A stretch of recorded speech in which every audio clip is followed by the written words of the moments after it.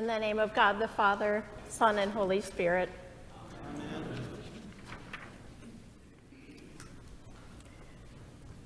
Have you ever been angry at God for not answering your prayers? You pray and you pray and you pray. You try to stop something bad from happening. But even with all of your prayers, all you hear is crickets. For some, that's the last straw, and they walk away. At least that's the way it was for me more than 20 years ago. Angry at God over my divorce, sent me out on my own for 10 years. After all, if my life could turn out like that following God, why bother? Yet, we see in our epistle reading a call to prayer, to cast all your anxieties on him because he cares for you. We have many examples in the Bible of God appearing to not answer prayers.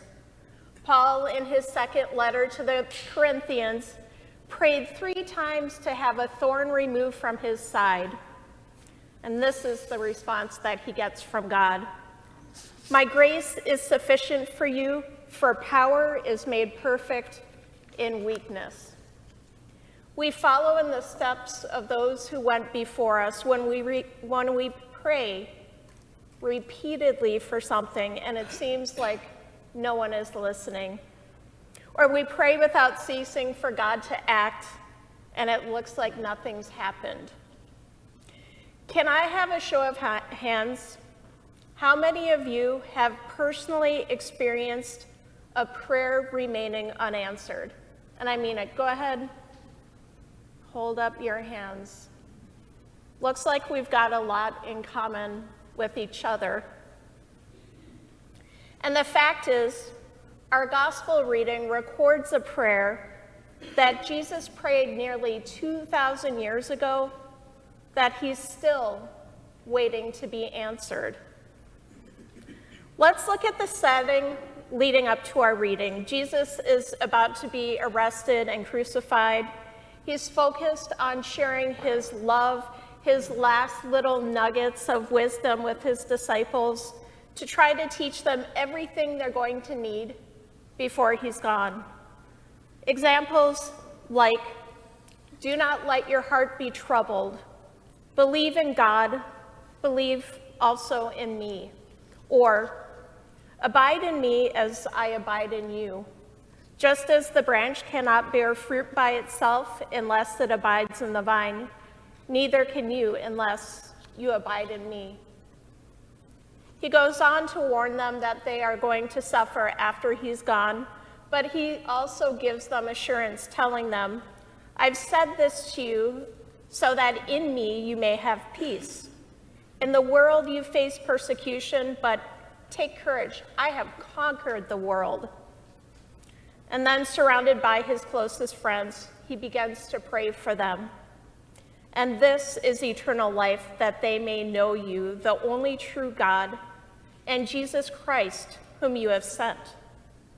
It should be obvious that Jesus wanted his disciples to listen in. It's not like God the Father needs an explanation on eternal life, but his disciples did. Eternal life, according to Jesus, is not measured by time. It's measured by building a meaningful relationship. To know God in Christ is to have eternal life, and by knowing Christ, we can experience his glory. Through knowing Christ, we belong to God. He then goes on to pray, I'm asking on their behalf. I'm not asking on behalf of the world, but on behalf of those whom you gave me, because they are yours. All mine are yours, and yours is mine, and I've been glorified in them.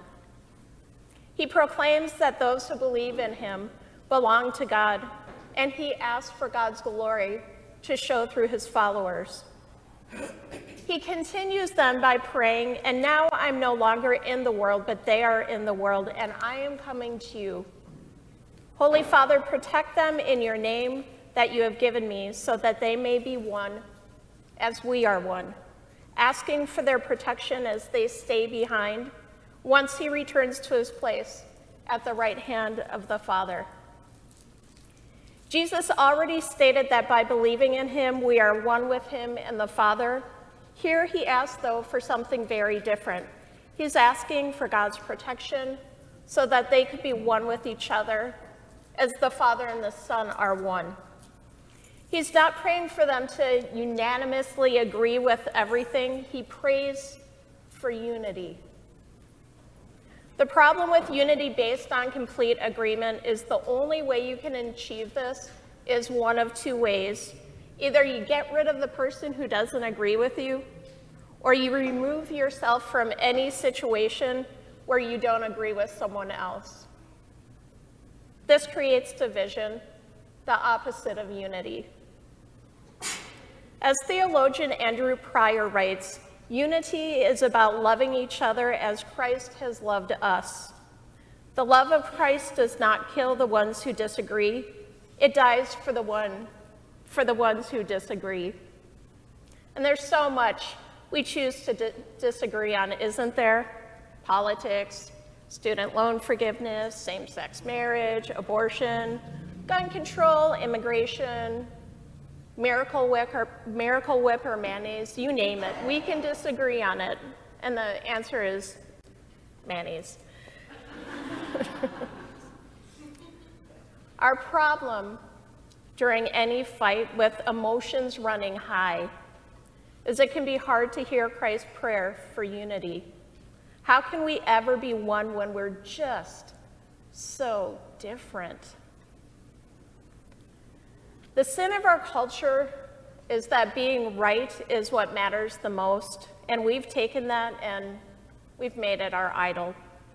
How can we hope for unity when that's the case? Christ prays for unity for one reason, that the world would know God sent Jesus to take away the sins of the world. I was struck by our epistle this morning, the line that reads, "Like a roaring lion, your adversary, the devil, prowls around looking for someone to devour." I'm convinced that Satan would like nothing more than for us to spend our time arguing with each other, leaving us with no energy to share the good news of Jesus Christ, who sacrificed himself for all, and that grace is available to all who embrace it. Unity is hard. Grace is hard. Forgiveness is hard.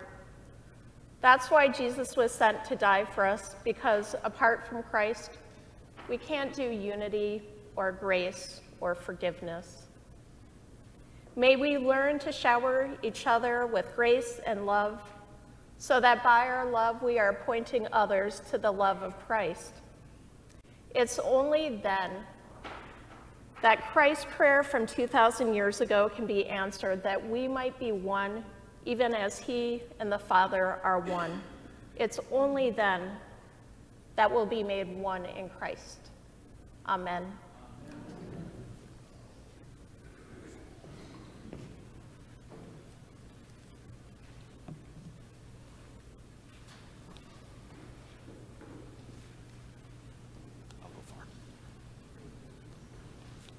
So I don't get it. Why did we all walk up here? What's going on? Well, you're the preacher, so you have to stand in the center, so that's how it goes. So, there you go. You're good. Like on the hot seat. Thank you for your words. Yes, thank you. Yeah. So, we like to have a little post-sermon conversation here at St. Thomas, so there's a number in your bulletin. You can shoot a text to that. You can hop on Facebook or YouTube and drop a comment in there. And we already had somebody message in asking, what if there are no unanswered prayers? What if the answer is either yes, no, or wait? I think that there's some truth to that, but it's not always easy to see. Yeah. You know, it's not always easy to discern. My prayer's been answered, just not in the way I want, when I still know what I want, and I'm going to keep praying it until... We want what we want. Yeah. Yep. Yeah, it's hard to see things from any other, maybe impossible for us to see prayer from any other perspective other than mine, right? That's because it's my prayer. So what other perspective would I possibly need? That's a facetious question, but yeah. You leaned over and said something to me while Deacon Lisa was preaching, and now I What don't did I remember say? what it was. It was about. Oh, how she's wrong about mayonnaise? Yes, that was it. No. That was it. Yes, yes. No. What? I love you about- even if you like Miracle Whip. I just don't understand it, but I love you. About our enemies. Oh, yeah. So you were talking about how we go about finding our unity despite how different we are. And I said, well, we just crush our enemies, right? That's one way to do it. There's a certain biblical witness for that. There are times and places in Scripture where that appears to be the solution. Is it ever our solution today, though? To crush our enemies? Is it the Or to- is it the Christ-like solution? That's where my brain goes. Like, does Jesus call us to love our neighbor and then crush our enemies? That's a good People question. are laughing, but it's Yeah. like, Yeah. it's like Jesus's love our enemies command was so radical, even maybe flying in the face of, as you said, some of the scriptural witness. Like, wait Yeah. a minute, that's not what God did in the desert. Yeah. That's all for me. Unity's hard, right? Yeah, it Like, is. Unity is hard. We pray for it, but I'm not sure we actually want it because we're addicted to crushing our enemies or making sure, as you said, making sure we're right. And it's really hard to be unified if that's my attitude. So, Awesome. Thank you. thank you. Thank you.